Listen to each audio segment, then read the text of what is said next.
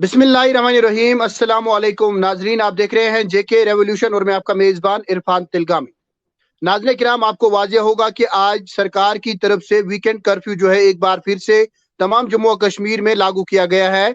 और जो भी अब सैटरडे और संडे बिना किसी एसेंशियल काम के कोई भी अब घर से नहीं निकल सकता है। इसी हवाले से हमारे साथ आज मौजूद है बात करने के लिए, क्योंकि आप देख रहे हैं कोविड केसेस में बेतहाशा इजाफा होता जा रहा है। हर रोज, कल भी अगर हम बात करें तो कल तकरीबन 2500 के करीब जो है कोरोना वायरस के केसेस सामने आए थे। इसी हवाले से आज हमने मुनासिब जाना कि क्यों ना आपकी बात जो है वो कराई जाए डॉक्टर मोहम्मद यूसुफ टाक साहब से, जो कि एक्स डॉक्टर्स एसोसिएशन कश्मीर के प्रेसिडेंट रहे हैं और साथ साथ इस वक्त जो है अपने फराइज अंजाम दे रहे हैं। बहरहाल मैं आपको बता दूं कि डॉक्टर साहब जो है हमेशा जब भी कोई मुसीबत इस हवाले से आती है तो डॉक्टर साहब जरूर अवाम से रूबरू होते हैं और अवाम से ये अवाम को ये जानकारी देते हैं कि किस तरह से हम बीमारियों या जो ये वबाई बीमारी है इससे बच सकते हैं। बहरहाल हमारे साथ डॉक्टर साहब मौजूद हैं। डॉक्टर साहब, सबसे पहले आपका खैर मकदम है। इरफान साहब, बहुत शुक्रिया। चूंकि आज जैसे ये मौजू जो आपने जिस बात की जो आपने आज बात छेड़ी, ये जी पिछले 2 वर्षों से हम इसी से जूझ रहे हैं। लेकिन जी एक मेरा सवाल अपने लोगों से ये है। ये मैं मास्क पहने हुए हूँ। मैं जब इस मास्क का वजन करना चाहता हूँ, क्या ये मास्क इतनी भारी हम पे है कि हम अपनी जान की परवाह नहीं करते हैं? क्या ये इतना कुछ हमारे नौजवानों को थ्रिलिंग लगता है कि मास्क के जी बगैर चलना की इतनी बहादुरी है? नहीं। हम पिछले 2 सालों से देख रहे हैं, ये चाहे फाइनेंशियली अगर हम देखेंगे, जो हमारी इकोनॉमी है वो क्रैश हो गई, एजुकेशन जो है वो जो एजुकेशन सेक्टर में हम बहुत लैग कर रहे हैं। और सबसे इंपॉर्टेंट, ये उन फैमिलीज से, उन घरों से अगर हम पूछेंगे जिन्होंने अपने प्यारे, जो उनके लोग थे जिन्होंने वो खोए इस कोविड के बेंच जो चढ़ गए, और वो लोग जो की बची लेकिन बीमार रहे। हमारे खुद के डॉक्टर्स, हमारे खुद का पैरामेडिक स्टाफ जो है, उनको उनको हमने इस जो duties in the line of duty वो कुर्बान हुए। तो हमारी लोगों बिल्कुल। से यही फर्स्ट बात, हम थोड़े कंप्लेसेंट हो गए, हमने लापरवाही की, वे आ गए।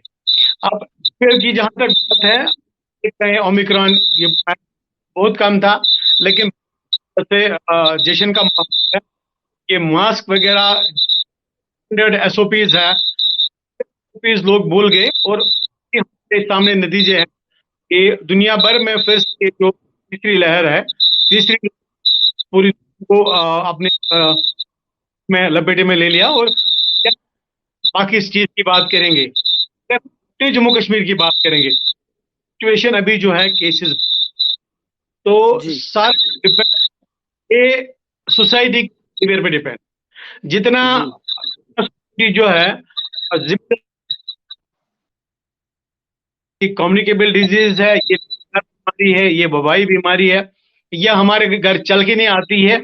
हम जब बाहर गैर जरूरी तौर जाते हैं, हम जब बाहर एसओपीज को फॉलो किए बगैर जाते हैं, तो हम ये जो बीमारी है इसको हम साथ ले आते हैं। जी अभी जो ओमिक्रॉन की आप बात जो करते हैं, ओमिक्रॉन के साथ जो बाकी स्ट्रेन जिसके हैं, जैसे फ्लूक्रॉन है, जैसे डेल्टाक्रॉन है, तो ये सारी स्ट्रेन्स है। गर्ज जब हम डिस्कशन करते हैं, इसका मतलब लोगों को डराना नहीं है, लेकिन इसका मतलब है कि लोगों को आगाह तो कराना है। जब तक बिल्कुल। लोग आगे होंगे, जब तक लोग खुद इस पे काम नहीं करेंगे, जब तक लोग जो इसके माहिरीन हैं, जब तक लोग उनके मशवरे पे काम नहीं करेंगे, तब तक ये जो कोरोना है हमारा पीछा नहीं छोड़ेगा। और हम हर तरीके से, ये चाहे जानी नुकसान है, ये चाहे इकोनॉमिक लॉस है, ये चाहे एजुकेशन सेक्टर है, हम सारी चीजों में सफर करते हैं। अच्छा डॉक्टर साहब, मैं आपसे जानना चाहूंगा, क्योंकि जो भी वैक्सीनेशन एक बार कराते हैं उसके बाद जो है महकमे सेहत की तरफ से उन्हें दूसरी बार ऑटोमेटिकली मैसेज आ जाता है कि आपकी दूसरी वैक्सीनेशन हुई है, जबकि उन्होंने वैक्सीनेशन नहीं कराई होती है। तो डॉक्टर साहब, क्या आपको नहीं लगता कि ये खतरनाक साबित हो सकता है?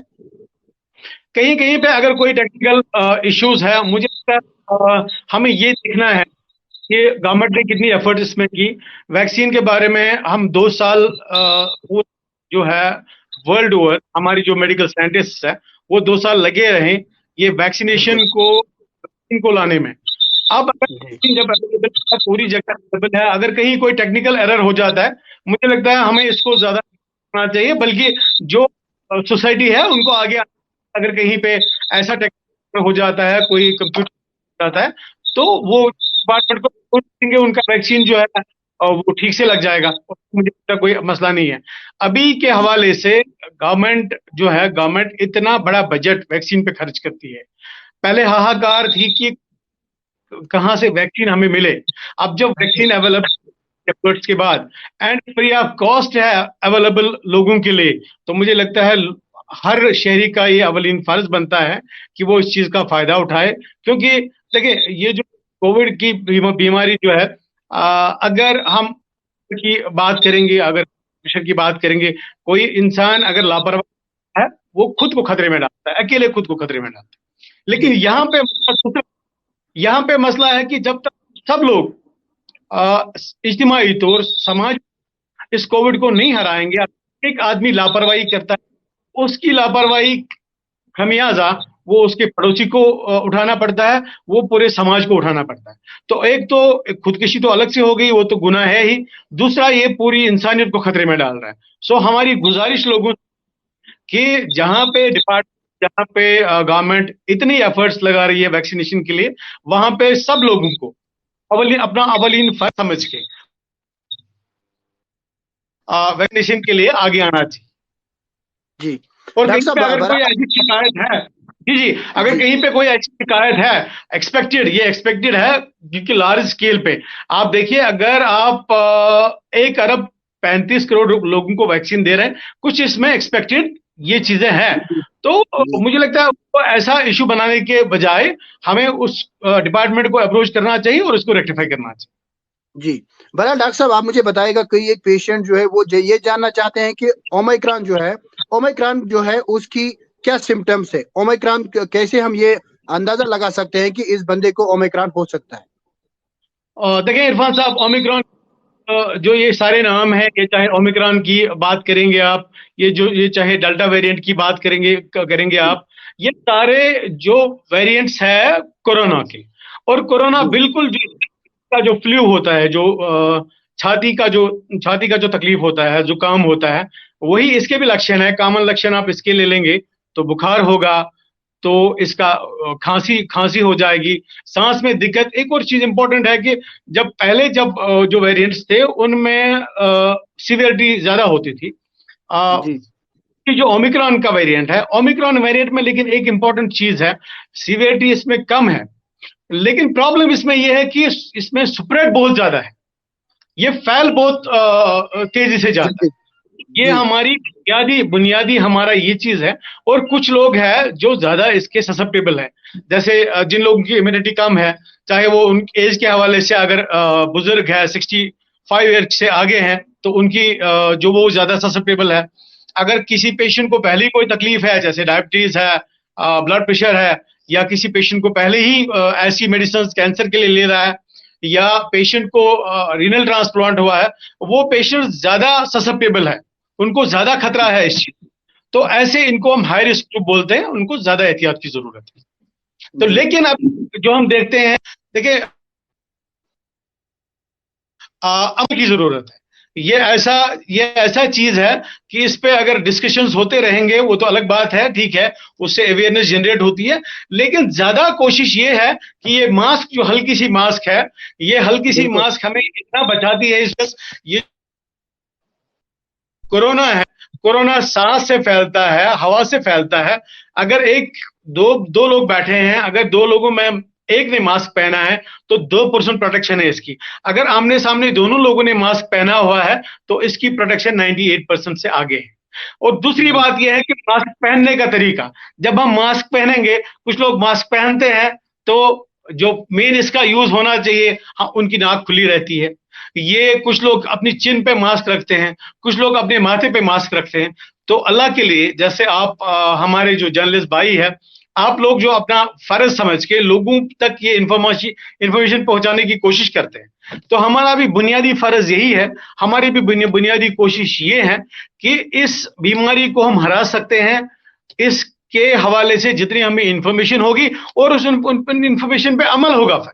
क्योंकि देखिए, कोई बड़ी चीज है नहीं, छोटी सी हल्की सी मास्क है, कोई बड़ी मास्क नहीं है, हल्की सी मास्क है, ये उस मास्क से बहुत आसान है, जो फिर अस्पताल के बेड पे या आईसीयू के बेड पे जो मास्क चढ़ती है, ये उससे बहुत आसान है। तो भीड़ भाड़ नहीं करना है, ये भी कोई ज्यादा मुश्किल बात नहीं है। सैनिटाइजर्स का यूज मतलब हो गया कि सफाई सफाई आधा ईमान है।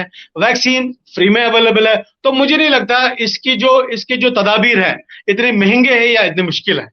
तो जी हमें एक जिम्मेदार समाज की तरह, हमें एक महजिब समाज की तरह पहले अपना हर एक को इंफरादी तौर पे अपना फर्ज निभाना चाहिए।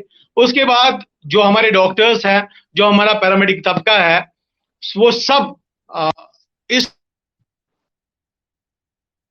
अपने आप को खतरे में डाल के, सारे हॉस्पिटल्स हमारे गियर्ड अप है, सारे हॉस्पिटल्स हमारे गियर्ड अप है, लेकिन कोशिश हमारी ये होनी चाहिए कि हम बीमारी को लगने से बचाएं, क्योंकि बीमारी एक बार लगेगी, फिर उसके बाद बिल्कुल। ये हमें पता नहीं है कि किस में कितनी सीवियरिटी बीमारी की होगी।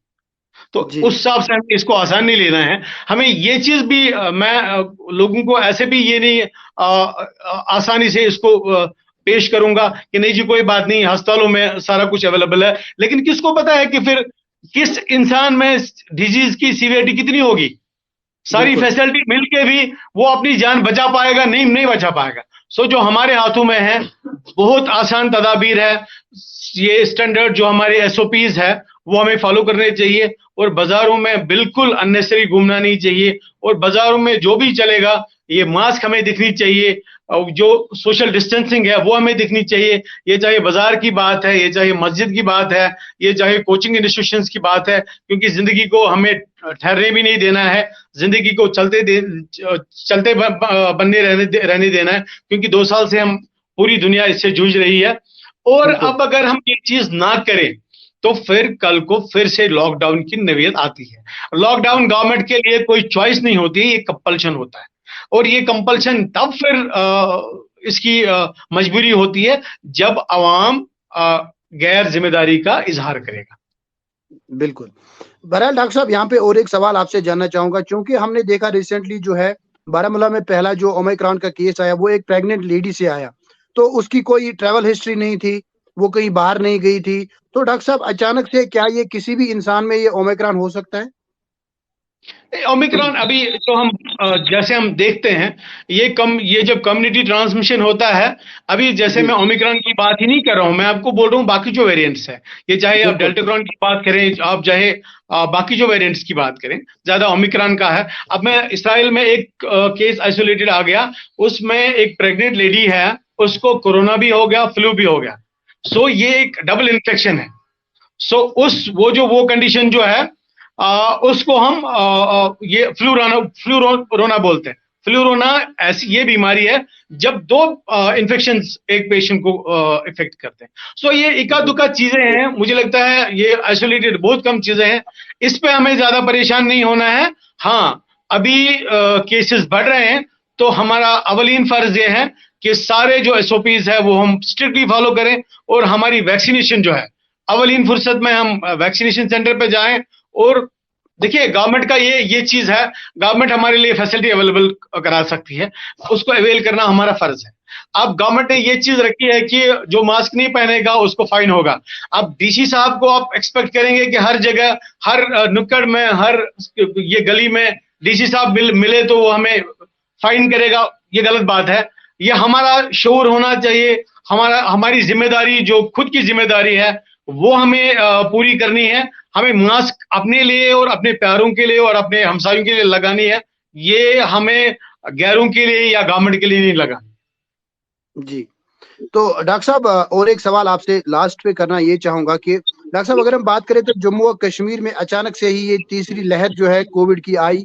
अगर हम बाकी कुछ नहीं है, क्या आप इसके पीछे क्या रीज़न है डॉक्टर साहब? क्यों जम्मू कश्मीर में ही सबसे ज़्यादा केस इस वक़्त आ रहे हैं? देखिए, जम्मू कश्मीर एक ये चीज भी है कि टूरिस्ट डेस्टिनेशन है, यहाँ पे टूरिज्म का भी है, एक इम्पोर्टेंट चीज है। हालांकि टूरिज्म की इंडस्ट्री को बहुत धक्का लगा ये 2 साल। अब इसमें जी, ये चीज भी है, और कुछ लोग जो ट्रैवल करते रहते हैं, तो ये चीज इंपॉर्टेंट है। लेकिन जहां पे एयरपोर्ट्स पे एंट्री की बात है, वहां पे पहले टेस्टिंग होती है। लेकिन ये जो जिसको हम अभी जो हम इसकी जो बात कर रहे हैं, इस वाले स्ट्रेन की हम बात करें, कहीं पे ये जो रूटीन टेस्टिंग में नहीं आ जाता है, रूटीन टेस्टिंग में स्किप होता है। लेकिन एक तरीके से ये भी बात है कि इतना भी लोगों में डर पैदा करने की जरूरत नहीं है कि ऐसी सिचुएशन आउट ऑफ कंट्रोल है, केसेस बहुत ज्यादा है, इसको हम यहां कंट्रोल कर सकते हैं। ये सारा अभी हमारे बिहेवियर पे डिपेंड करता है। अगर हम कोविड अप्रोप्रिएट बिहेवियर ये घरों से लेके, बाजारों से लेके, स्कूलों से लेके मार्केट्स में इसको ऑब्जर्व करेंगे तो इंशाल्लाह ये कोई बड़ा मसला नहीं है कि हम कोरोना को, इस थर्ड वेव को हरा सकते हैं। बिल्कुल डॉक्टर साहब, क्योंकि मुझे आपकी एक बात याद आ गई, पिछले साल आपने बताया था कि Covid is always there but we have to live with proper SOPs. Covid हमेशा हमारे साथ है, लेकिन जब हम पूरी तरह से जो भी एसओपीज है उसके उन पे अमल करेंगे तो शायद तभी हम इसको हरा सकते हैं। आप ही की बात। साहब, आपने बहुत अच्छी बात कही। जब पहली बार कोविड हुआ तो हमें यही अंदेशा था कि ये जो कोविड एक बार जो सबसाइड हो गया, पहली जो इसकी वेव थी सबसाइड होगी तो चला गया ये। लेकिन अब हम, जैसे आपने बताया, 3 साल से हम कोविड के बीच में और कोविड हमारे बीच में रह रहा है। तो अब जरूरत इस बात की है कि कोविड अपनी जगह, लेकिन हम प्रॉपर एसओपी फॉलो करके अपनी जिंदगी को जो है उसको रुकने नहीं देंगे। जी, तो डॉक्टर साहब आखिर पर आपकी तरफ से क्या मैसेज होगी लोगों के लिए सर? मेरी तरफ से हाथ जोड़ के लोगों को यही रिक्वेस्ट होगी कि कोविड को इजी ना लें। कोई ज्यादा ये छोटी चीजें जैसे अभी हमने ये एसओपीज है, ये मास्क का प्रॉपर यूज है, ये ओवर क्राउडिंग नहीं करनी है, और ये वैक्सीनेशन को हमें फुली कवर करना है। ये सब चीजें, ये सब हर एक शहरी की ये एक समाजी भी और इंफरादी जो है जिम्मेदारी भी। ये ब्लड शुगर और ब्लड प्रेशर की तरह नहीं है जी। आदमी जो इसमें लापरवाही कर रहा है वो पूरे समाज को खतरे में डाल रहा है। तो मेरी गुजारिश है सब लोगों से कि इस चीज को सीरियसली ले लें और एक जिम्मेदार समाज की के हैसियत से हम कोविड को हराएंगे और इंशाल्लाह फिर से खुशी का दौर चलेगा और सेहतयाबी का दौर चलेगा और फिर से खुशी के दिन चलेंगे इंशाल्लाह। जी, बहरहाल डॉक्टर साहब आपने बहुत ही अच्छी बातें कही, आपका बहुत बहुत शुक्रिया। आपने हमें अपना कीमती वक्त दिया, क्योंकि लोग जो है काफी कमेंट्स में भी यही लिख रहे हैं कि लॉकडाउन ही सोल्यूशन है, लेकिन लॉकडाउन इसका कोई सोल्यूशन नहीं है। जब हम पूरी तरह से कोविड के एसओपीज पे अमल करेंगे वही इसका सोल्यूशन है। डॉक्टर साहब एक बार आपका फिर से बहुत बहुत शुक्रिया। शुक्रिया इरफान साहब। तो बहरहाल नाज़रीन, आपको बता दें, बात कर रहे थे डॉक्टर मोहम्मद यूसुफ टाक, जो कि एक्स डॉक्टर एसोसिएशन कश्मीर के प्रेसिडेंट रहे हैं। और साथ मैं आपको इस वक्त की बड़ी खबर भी बताता चलूं कि सोपोर पुलिस ने दावा किया है कि उन्होंने 3 जो लश्कर तैयबा से वाबस्ता 3 आनतकार है उन्हें गिरफ्तार किया है, और उनके कब्जे से 2 पिस्टल और 2 पिस्टल के जो राउंड्स हैं, मैगजीन है, वो बरामद किए, और उसके साथ साथ जो 13 राउंड्स हैं वो बरामद किए गए हैं। या मैं आपको बता दूं एक बार फिर कि सोपोर पुलिस की तरफ से ये दावा किया गया है कि उन्होंने 3 लश्कर तैयबा से वाबस्ता जो आनतकार है उन्हें गिरफ्तार किया है। बहरहाल नाज़रीन, मजीद खबरों और अपडेट्स के लिए आप देखते रहिए जेके रेवोल्यूशन। मुझे दीजिए इजाजत। अल्लाह आपका हामी और नासिर।